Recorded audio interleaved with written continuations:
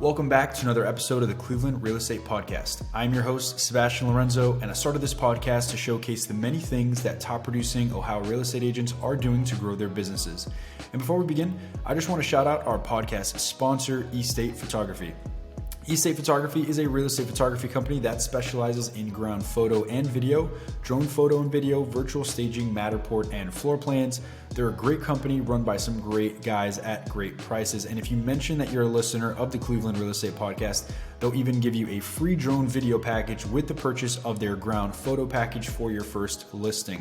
To find out more, visit their website at e-statephotography.com. Once again, that's e-statephotography.com, or you can call or text Matt, the co-owner, at 716-253-3771. And once again, that's 716-253-3771. Enjoy this episode of the Cleveland Real Estate Podcast. It's another episode of the Cleveland Real Estate Podcast. I'm here with Journey Toole with KW Living. How are you, Journey?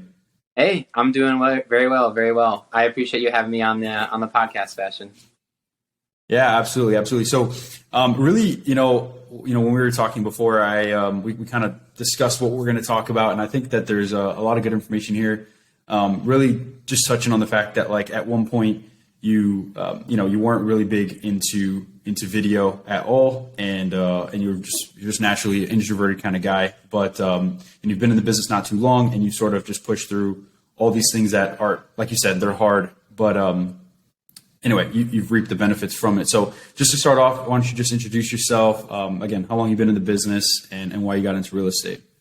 Yeah. So like you mentioned, my name's Journey. I'm born and raised in and around Cleveland. So I've been around here, my whole life. I discovered real estate my senior year of college. So while I was getting my bachelor's, I discovered that I wanted to become an investor and get to financial freedom, passive income, and all that comes with it, and decided that I wanted to go full-time into real estate. So I got my license at the same time that I was finishing my bachelor's, and have been full-time real estate ever since.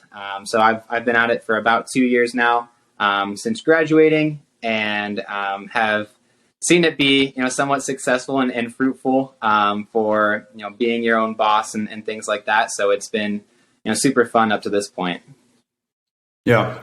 And that's it's awesome because I think, like we mentioned, it's awesome when you go from a lot of people get into real estate like in the middle of their life, or like, after X amount of years in another career. When you jump into it straight out of college, I think it gives you a leg up because you're gonna be in it for a lot more years than the people in the future who are X years old and just got into it. So I think, I think that's a really big benefit that I feel the same way about myself. I was doing the same. So all right. So getting right into sort of the topic of the whole podcast, you do a lot of video on social media. You can follow him, Journey Toole, right? I think that's your Instagram handle. Yep. Just my first and last name. Yep. And I'll link that in the podcast notes. But so if you follow him on Instagram and you look through his social media, we were actually doing it before the podcast started. We're looking at like the fact that at one point he was just posting pictures, and then his 1 year anniversary into the business, he posted his first video, and since then he just makes weekly videos. Probably it seems like a lot of videos, and I think it's really beneficial because, like you mentioned, and you can talk about that, but sort of the benefits that it's had for your clients. Like, what do you think are the biggest benefits to doing video? Yeah. I think that overall short form content. So as TikTok over the past couple of years has just continued to explode, that short form content is really the best way to get recognized, because not only are people just looking at a picture, pictures can be edited, they can be tweaked to make it seem like they're not as real as they are. Where with videos, it's a lot harder to fake it. People can see your face, people can hear your voice.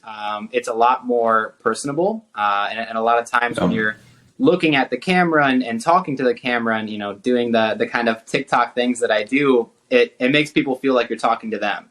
And so I think that the huge benefit is that it just provides a backing towards what you're trying to do. I'm already at houses. I'm already touring homes with clients. I'm already scrolling through social media, Instagram, TikTok at night, things like that.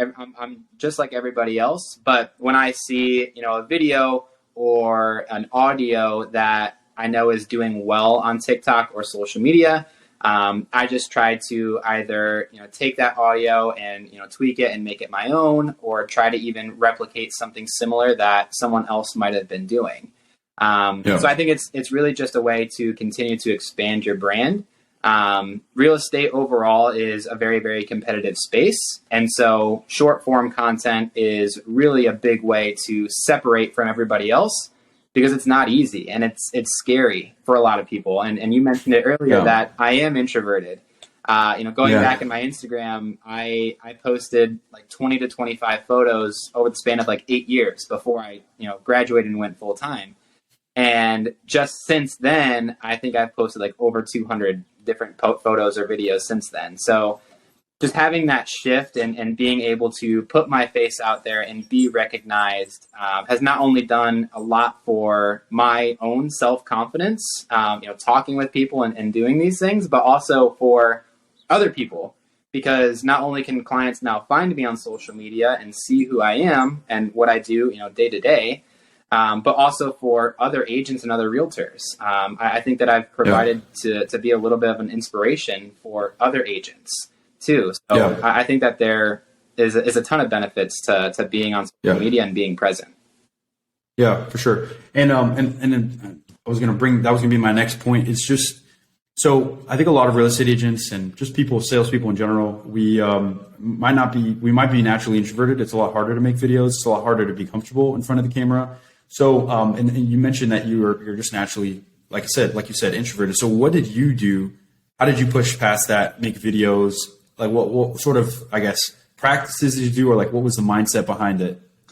Yeah. I just realized that I needed to do something else. In the beginning of being an agent and being a realtor, you have a lot of time on your hands. You don't have 50 to 100 clients that you're working with every day. So you just have to kind of figure out how to fill your day. And so social media felt like something that I knew was different from everybody else. And that's something that I've always been. I've always been different, even through growing up and being in school and things like that. I always wanted to be different than everybody. And so I just found it as a way to be recognized and be different from everybody else and kind of break away from that path. And it does get easier with time. It was very, very difficult in the beginning. I mean, I would sit and record a video 10, 15 times, and then just watch it back and be like, it's bad. I got to do it again. But now, it only takes me maybe 2 or 3 shots to really get a good video. So it gets better and easier with time, but it's not easy. And it does take a lot of time. And I don't think a lot of people realize how much time it actually does take. Yeah, 100%. I know I make videos and sometimes like it takes me 10 tries, or it's like a 20-minute video for a 20-minute video that I have to cut down. It's like a minute because of all the tries. So it's, but I think it's like you said, it's super worth it. It makes you a lot more personable. So you do like a variety of stuff. You do like market updates. You also do just like those like the funny ones that are like TikTok sort of trendy, right? So how do you find your ideas? Number one is my first question. And then how do you pick what ideas are, or I guess, is it personal to you, or do you do it for what is trending? Like, I guess, how do you pick? Yeah. So the big one was the market updates. So I do those because I'm probably a little bit more analytical and a little bit more detailed, being that I am an investor myself and work with a lot of investors too, that I like to look at the numbers and, see what the market is doing. And I think that a lot of times, especially most recently with rising interest rates and things like that over the past year, people are, thinking that the real estate market is crashing and they don't know exactly what's happening. And so with my market updates, I'm really just trying to look and see exactly what the market's doing. So analyzing, the average time on market. So seeing how many days it actually takes for a property to go under contract.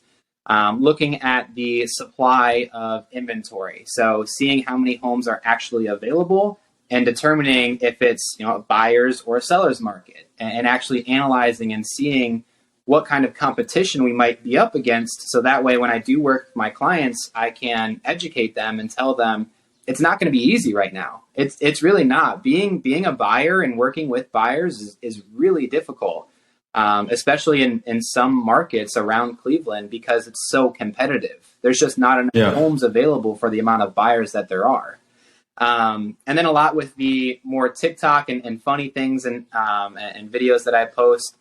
Really, the idea behind those is just seeing trending audios and trending videos on TikTok and Instagram Reels that I can either try to replicate or use and make my own to just get out there more. So just trying to get in touch with the algorithms through TikTok and Instagram and have my content being posted and being able to be found in the Explore through TikTok and Instagram. So that way more people can see me. And that way I get in front of people that I don't know yet. So that way they see me multiple times. Maybe they'll see my face on, a sign, or they'll see me on Google, and then they know that they've seen me through TikTok and Instagram. A big thing too is once a contact gets added to your phone. So once someone actually saves your contact information, Instagram and TikTok and Facebook, they go in and they give you suggested posts and suggested followers. So when someone actually saves your number, I show up as a suggested follow for them, and then they can actually go in and see my content. So it's just a reinforcement. Awesome. So that way people can see my face again and again and again and kind of come back and recognize who I am. Yeah, that's awesome. I didn't even realize that was a thing. I always see, because I don't actually have TikTok on my phone, but I always see people will come. Like I'll see someone viewed my profile, and it's like a client in my contacts that I've never even talked to them about my TikTok. I don't even know how they found it, to be honest. But it's like my work TikTok, So that's cool to know, though. I guess that makes sense. Yeah. So do you have like anyone that helps you with your videos? Do you edit them all yourself? And then also, like, do you have any sort of equipment that you bought for that, like lighting or anything like that? Yeah. So I'm a one-man band. I don't have anybody that really helps me with it. I think my girlfriend will like send me trending audios and stuff because she's on TikTok a lot more often than I am. Recording the content and actually coming up with the ideas. That's everything that I kind of do on my own. I don't have anybody that helps me with it. In the beginning, it was a lot more difficult because I didn't know exactly where to get the ideas or, exactly what content I needed to post.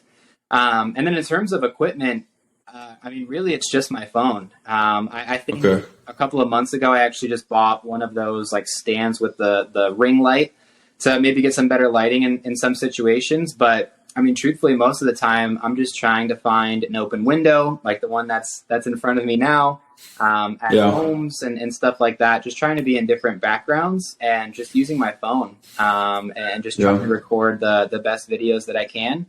And then obviously, taking the time to edit them and make them as easy to read, easy to view as possible for the viewers and the content that I post. Yeah, cool. Do you have if I was an agent that it wants to get into video, let's just say I have not a lot of followers, or I want to get more followers.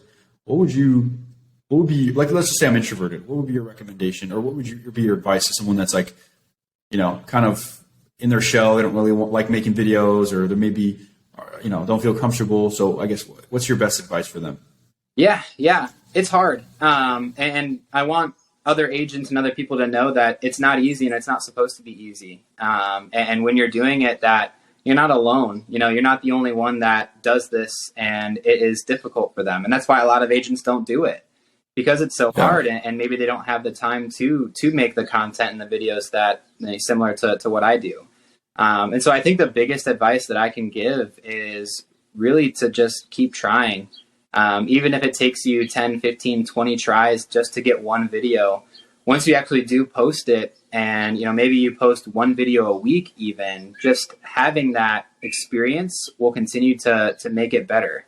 And then people will start to recognize it, talking to other agents that might be doing it as well. So if there are other agents that are looking to try and get started, they can more than happy to reach out to me. I could try to give, as much information and be a resource for them as much as I can. But it's really just to keep trying and dedicate time to it. It's not going to be something that you can just think about one day and then just sit down and make a good video. You really have to try and dedicate an hour or 2 hours every day, every other day Yeah. to making the content. It's not something that Yeah. I just randomly think about while I'm sleeping or in the morning that I'm going to make this brand new video. I have designated time where I sit down and try to think of videos that I need and Yeah. going in and actually recording them. Yeah. So it just takes time, and you just got to keep trying. Yeah. So and that's actually a great point that you make. Do you, and I think a lot of people might have questions on this. Do you like batch your content, or, like you said, you have like set days where you record for like a certain amount of hours, or how does that work normally for you? Yeah. So it's not a super strict process, but yeah, I pretty much have designated time that I try to sit down and actually make content. So pretty much every Sunday, we'll say I sit down and we'll say that I need another 2 videos this week, or I know that I have another 2 videos saved in my drafts and stuff like that. So on Instagram and TikTok, you can save drafts. So you can go in, record a video in your car, save it as a draft, and then the next day you can go in and edit it and then continue to save it as a draft. And then once you felt ready to post it, you can just go in and post it. So a lot of my time and weekends, like even this morning, I sat down and I edited a couple of my posts. So once I want to post them on whatever day, I can just go in and hit post. They're already ready to go. Yeah. And I think that's been a huge help, because now I know I don't have to sit down and actually edit it and record it for the day that I want it to go live. I already have it ready to go. So the draft feature is pretty big for me too. Yeah. That's smart actually, because I feel like I can do that and I don't. I just like save the video, and anyway, it takes so long to edit and all that kind of stuff, but I think it's so worth it. And I guess to your point of like, I don't think I think I'm naturally extroverted. I talk to anybody and anybody, like everybody. I've been doing it since I was a kid, but I think that as you get good feedback, it'll boost your self-confidence a bit. I feel like, you have people reposting your stuff, or you have people like, commenting or whatever it is. Like, you're going to get people that come back and say like, wow, this is so good, or love this, or whatever. And it's going to boost your confidence a little bit more and more and more until you're just like, you can post anything and you'll be happy with it. Right. So yeah, I think that's very, I guess, really good advice for someone who is introverted, just to keep going, keep pushing, keep posting. And all it takes is a start, because once you do one video, then it's a lot easier to do the second and then the third and so on. So I've been, asking this question because I think it's a really important question to ask, but where do you see, what's your sort of long-term or short-term goals when it comes to using social media for your business? Do you hope to get anything out of social media, like direct business, or is it more just to have a place for your current clients to go? I guess what's your plan with social media? Yeah. Social media is really, for me, just a backboard for everything that I do daily. So, I don't want it to be necessarily my main source of leads and the main way that I can connect with clients. I really just use it as a backboard, so that way when clients do find me, either through Google or through referrals, it serves as that kind of net where they can actually find me and, see my videos and see the information and the education that I post, and really just continue to learn and see who I really am. Because when you meet someone and they're looking at buying a house, it's very, very scary. It's probably the largest purchase that anyone will ever make in their life in most situations. Yeah. So that me being an agent and being a realtor and trying to help guide people through that largest purchase in their life, I want to make them as comfortable as possible. And so when people see my videos and they see my posts and they see my face and things like that, I make the process seem easy. And so I think that that's a big part of it, that people see me and they see that, how I do this every day, and, the videos that I post and all of the information that I have, and it makes them feel a little bit more comfortable about the buying process, because it's so big and so scary for them, that there's actually someone that can be that main source that main resource to carry them from beginning to end. And so I really just use it as a backboard. If I do have people that reach out to me, and I have had people reach out to me straight through social media, that's just an added bonus, because I think that's why I post content too.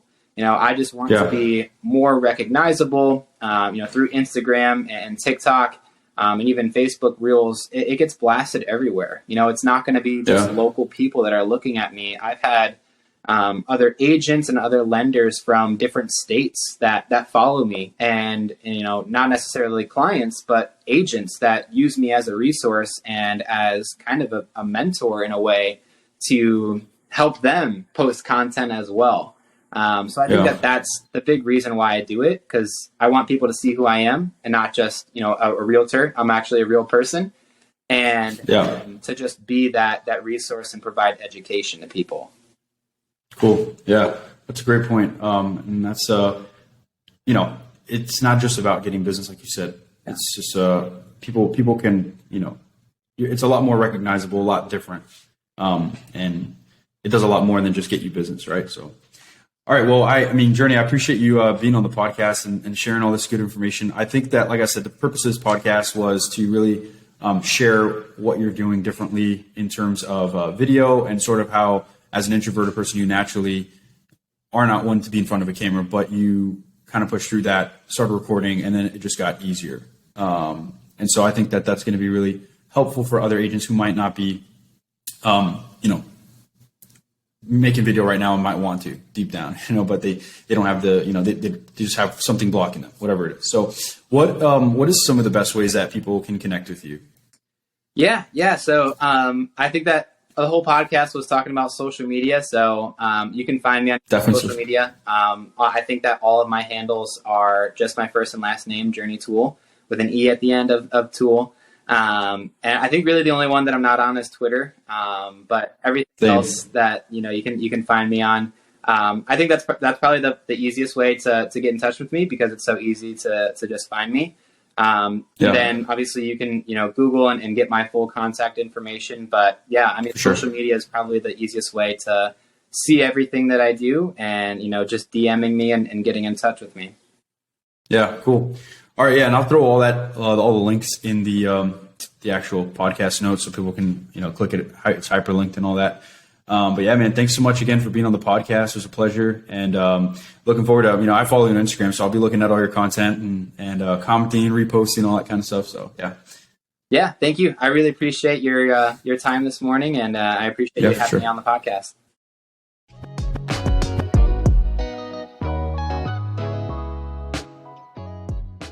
Thanks for tuning in to the Cleveland Real Estate Podcast. If you're a real estate agent in the Cleveland and surrounding areas, reach out to us on Instagram at Cleveland RE Podcast, or send us an email at clerepodcast@gmail.com. And if you enjoyed the show, be sure to follow the podcast so you're notified of new episodes going forward. See you next time.